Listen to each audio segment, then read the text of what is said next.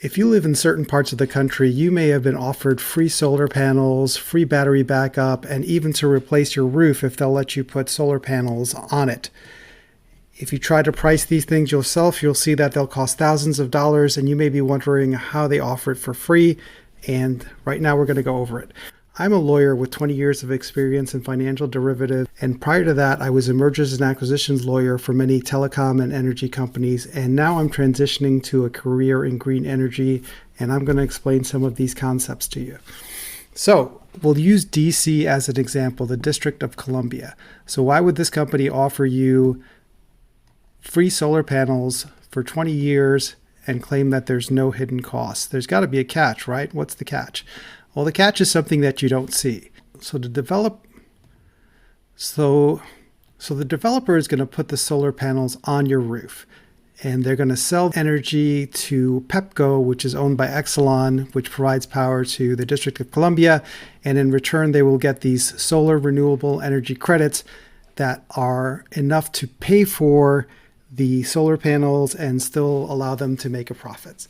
So what are these solar energy renewable credits? Well, we need to go back a little bit. So the government of the District of Columbia decided that they want to have 10% solar energy by 2032. And to do that by a certain time, they have these requirements of how much solar has to be in place by when. So by 2019, they needed 1.85%. By 2025, which is now 4.3%, and eventually get it to 10% solar. If they can't make these requirements, then they have to pay a penalty. So if they couldn't make it in 2019, it was $500 per megawatt. And in order to encourage them to get this requirement on time and not drag their feet, if they did not hit these goals, they would have to pay a penalty, the so-called alternative compliance payment, ACP, and that would vary. So it's $500 in 2019, $460 in 2025. And these payments are per megawatt hours. So if they fell 10 megawatt hours short, they would pay $5,000 here. If they fell 100 megawatt hours short, it would be $50,000. And that is the reason that they're offering you these incentives, because if Pepco is being charged in 2025 $460 for each megawatt that they fall short of this 4.3% goal in solar, then they're willing to pay the developer $400 or $380 or something less than $460 for each megawatt hour that the developer provides to them. So if they pay $400, it keeps them from having to pay $460 to the city. And it works out great for everyone because the developer makes money, Pepco ends up not paying this penalty, and the person whose house or building these panels are put on gets free electricity. So economists like to say there's no such thing as a free lunch. So if you saw a $20 bill in the street, somebody would pick it up, right? So there's this joke about two economists, and they walk and they see a $20 bill on the street. One of them is about to walk over to pick it up, and the other one stops him and says, "No, don't pick that up. That's obviously not a $20 bill, because if it was a $20 bill, somebody would have picked it up by now. So it's obviously not a $20 bill, because there's no such thing as a free lunch in economics." So if there's all this free money going around, what's the catch? How is there free money? Well, the catch is that 10% of all energy in DC coming from solar within DC is not physically or mathematically possible. And that's why Pepco will always fall short of these numbers, and there's nothing they can do about it, but homeowners can benefit from this.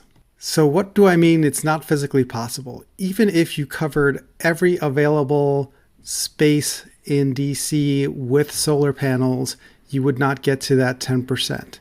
And why is that?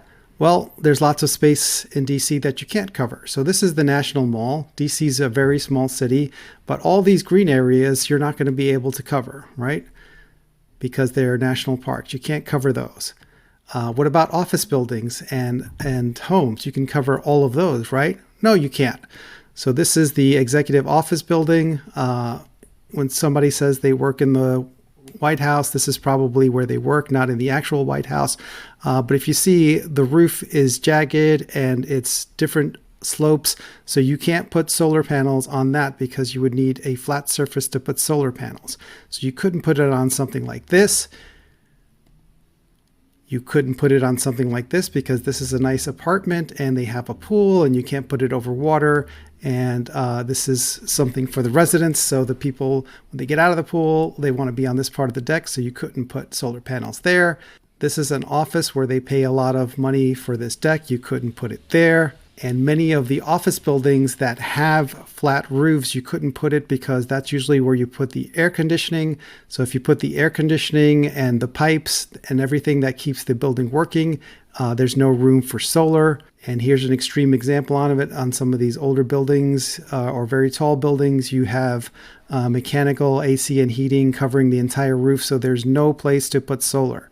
So that's how companies like this can offer you free solar panels and free battery storage, and even sometimes a free roof if your roof is too old and can't support the weight of solar panels. Because in order for Pepco, which is owned by Exelon, to avoid paying a $500 per megawatt alternative compliance payment that because they fell short of the goals that the DC Public Service Commission has set out, they don't want to pay that $500 per megawatt, so they're willing to pay developers $400 for each megawatt that they provide them.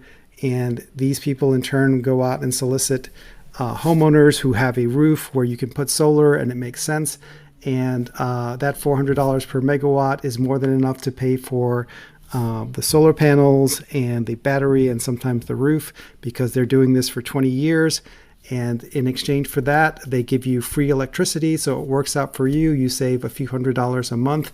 They get these payments. For years and years, and it works out well for Pepco as well. So that's how solar renewable energy credits work. And I'll be going over more topics like this in future videos. So once again, like and subscribe. And if you have any questions about this or things you'd like to see future videos on, please leave a comment. Thank you.